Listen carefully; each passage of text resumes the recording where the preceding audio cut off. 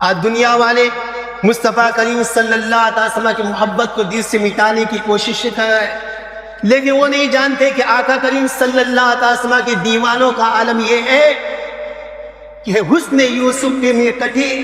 مصر میں انگشت زنا، یا رسول اللہ سر کٹاتے ہیں تیرے نام پہ مردان عرب، سر کٹاتے ہیں تیرے نام پہ مردان عرب۔ امام ملا علی قاری رضی اللہ تعالیٰ نے مرقات المفاتیح میں ایک شعر نقل کیا ہے، عربی زبان کا شعر ہے لیکن بہت ہی پیارا ہے۔ فرماتے الا یا حب المصطفیٰ ذی الصبابہ، الا یا حب المصطفیٰ ذی الصبابہ وزمق لسان الذکر منک لطیبہ ولا تغالب المبتلین فانما علاقۃ حب اللہ حب حبیبہ۔ اس شعر کا مفہوم دیکھیں، فرماتے اے عاشق مصطفیٰ، اے عاشق مصطفیٰ خبردار ہو جا، مصطفیٰ کے عشق میں خوب ترقی کر، مصطفیٰ کے عشق میں خوب ترقی کر، جان ہے عشق مصطفیٰ، روز وضو کرے خدا، وضو کے معنی کہ ترقی کر، کہتے جان ہے عشق مصطفیٰ، روز وضو کرے خدا، جس کو ہے درد کا مزہ نازے دوا اٹھا۔ میرے عزیز، عاشق کی سب سے بڑی غذا کیا ہوتی؟ درد ہی ہوتی ہے نا۔ دوسروں کو درد سے تکلیف ہوتی ہے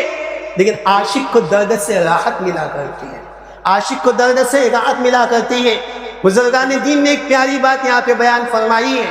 فرماتے ہیں کہ معاملہ ایسا ہے کہ عاشق سے نیند سے پوچھا گیا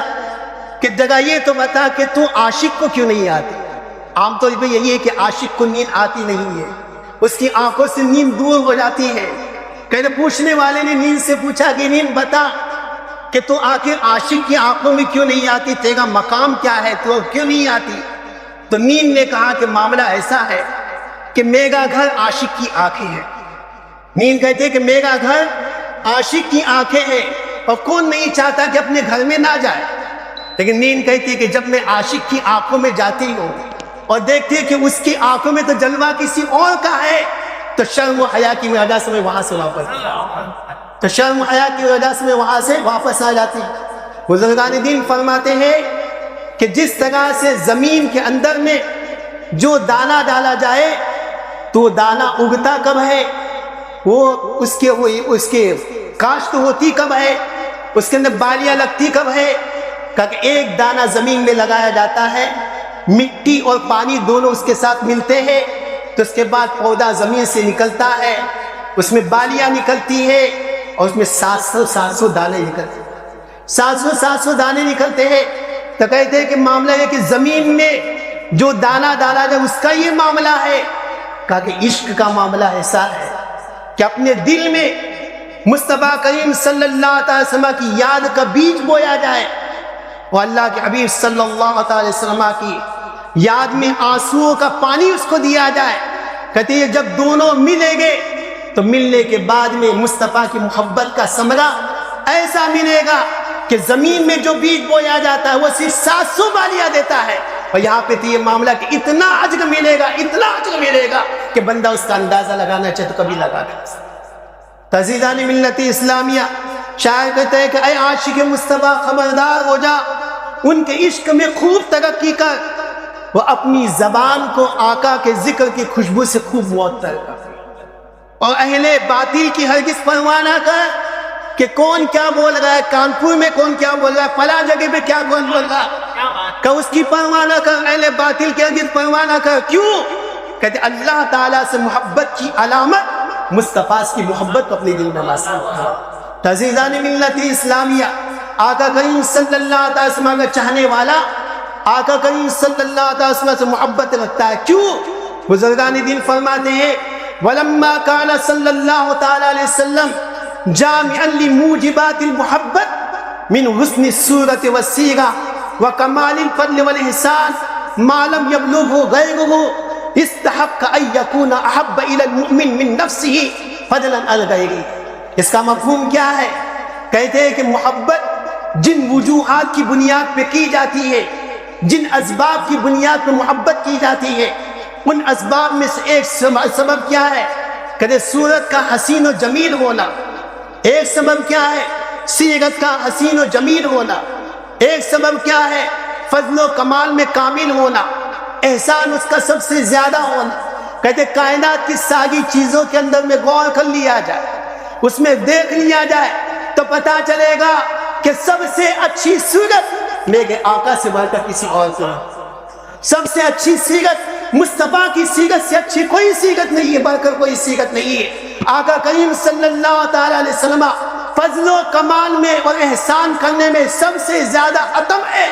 کہتے جب معاملہ یہ ہے کہ جن اسباب کی بنیاد پر محبت کی جاتی ہے ان اسباب کو اللہ تبارک و تعالیٰ نے پورے طور پہ کامل طور پہ سب سے زیادہ اگر کسی ذات میں جمع فرمایا ہے وہ ذات صرف اور صرف ہمارے آپ کے آقا مصطفیٰ جان محمد صلی اللہ علیہ وسلم کی ذات ہے۔ اس لیے کائنات میں سب سے زیادہ اگر محبت کی مستحق کوئی ذات ہو سکتی ہے تو صرف میرے آقا کریم صلی اللہ علیہ وسلم، اس میں میرے آقا کریم صلی اللہ علیہ وسلم کی ذات ہے۔ اس لیے عزیزان ملت اسلامیہ، امام اہل سنت رضی اللہ تعالیٰ عنہ نے ارشاد فرمایا کہ کروں تیرے نام پہ جا فدا، کروں تیرے نام پہ جا فدا، نہ بس ایک جا دو جہاں فدا، دو جہاں سے بھی نہیں جی بھرا، کرو کیا کرو جہاں نہیں۔ تو امام اہل سنت رضی اللہ تعالیٰ عنہ نے جو عشق مصطفیٰ صلی اللہ علیہ وسلم کی شعاعوں کو جو دلوں میں روشن کیا تھا، اس کا آج نتیجہ یہ ہے کہ ایک طرف سے جب یہ کہا گیا کہ ہم آقا سے محبت رکھتے ہیں، اعتراض کرنے والوں نے اعتراض کرنا شروع کیا، تو آج آپ دیکھ رہے ہیں کہ پوری دنیا کی زبان پہ یہی ہے کہ ہم محبت رکھتے ہیں مصطفیٰ سے، ہم محبت رکھتے ہیں آقا کریم صلی اللہ علیہ وسلم سے محبت رکھتے ہیں۔ اس محبت کی ہم کو جو سزا دینا چاہے وہ سزا منظور ہے، لیکن آقا کی محبت کبھی بھی ہم چھوڑ نہیں سکتے۔ عزیزان ملت اسلامیہ، امام اہل سنت رضی اللہ تعالیٰ عنہ کے بھائی استاد زمن علامہ حسن رضا خان رضی اللہ تعالیٰ عنہ نے کیا ارشاد فرمایا، چند اشعار ہے کہ آپ کے کہ آشکارا کمال حسن حضور، فرماتے آشکارا کمال حسن حضور، پھر بھی جلوہ چھپا ہوا تیرا، پردہ دار ادا ہزار حجاب، پردہ دار ادا ہزار حجاب، یعنی آقا کریم صلی اللہ علیہ وسلم کے حسن و جمال کا معاملہ یہ ہے کہ میرے آقا کے حسن پر اللہ تعالیٰ نے 70,000 حجابات ڈال کر، تو جس کے حسن پر 70,000 حجابات پڑے ہوئے ہیں تو اس حسن کی شان ہے کہ ہر کوئی جان دینے کے لیے نظر آتا ہے، صرف نام پہ جان دینے پہ نظر آتا ہے۔ فرماتے پردہ دار ادا ہزار حجاب، پھر بھی پردہ اٹھا ہوا تیرا، بزم دنیا میں بزم محشر میں، کیا فرماتے بزم دنیا میں بزم محشر میں نام کس کا ہوا تیرا، نام کس کا ہوا کیا تیرا۔ فرماتے ہیں ازا کیا جہاں دیکھو ایمان والو، ازا کیا جہاں دیکھو ایمان والو، کہتے صرف نبی کا نام اذان میں نہیں ہے، کہتے ازا کیا جہاں دیکھو ایمان والو، پسے ذکر حق ہے پسے ذکر حق ذکر ہے مصطفیٰ کا، کہ پہلے زباں حمد سے پاک بولے تو پھر نام لے وہ حبیب خدا کا، تیرا نام لے کر جو مانگے وہ پائے، تیرا نام لیوا ہے پیارا خدا کا، خدا مدرخواہ ہے خدا مدرخواہ ہے، کہتے خدا مدرخواہ ہے خدا مدرخواہ ہے میرے مصطفیٰ کا، میرے مصطفیٰ، خدا مدرخواہ ہے خدا مدرخواہ ہے میرے مصطفیٰ کا، میرے مصطفیٰ کا، تیرا درد الفت جو دل کی دوا ہو، تیرا درد الفت جو دل کی دوا ہو وہ بے درد ہے نام لے جو دوا کا۔ پھر اس کے بعد ایک جگہ فرماتے ہیں تکلیف اٹھا کر بھی دعا مانگی عدو کی، تکلیف اٹھا کر بھی دعا مانگی عدو کی، یہ جتنے کفار مشرکین جتنے دشمنان ہیں ان کو بھی ہمارے نبی کا احسان ماننا چاہیے کہ آج وہ زمین پہ جو زندگی گزارے سب نے نبی کے لیے تکلیف اٹھا کر بھی دعا مانگی عدو کی، خوشخل کرنا ایسا کوئی خوشخو نظر آیا، ظاہر حسن احمد مختار کے معنی کونین پہ سرکار کا قابو نظر آیا۔ فرماتے ہیں کہ میرے مصطفیٰ کی شان کے امام اہل سنت رضی اللہ تعالیٰ عنہ نے الامن والعلا میں حدیث سے پاک نقل فرمائی کہ آقا کو شان ایسی عطا فرمائی کہ دنیا کے دور دراز کے علاقے والے دشمن میرے آقا کا صرف نام سن کر کاپ جایا کرتے ہیں۔ فرماتے تیری ہیبت سے ملا تاج سلاطی خاک میں، تیری ہیبت سے ملا تاج سلاطی خاک میں، تیری رحمت سے گدا تخت سلیمان لے چلا، دبدبا کس سے بیاں ہو ان کے نام پاک، ہمارے دبدبا کس سے بیاں ہو ان کے نام پاک کا، شیر کے منہ سے سلامت جان سلمہ لے چلا۔ محمد اختر اسلام چمکا کفر کی ظلمت چھٹی، اختر اسلام چمکا کفر کی ظلمت چھٹی، بدر میں جب وہ ہلال تیغ برگا لے چلا۔ بزم خوبا کو خدا نے پہلے دی آرائشیں، پھر میرے دلہا کو سوئے بزم خوبا لے چلا۔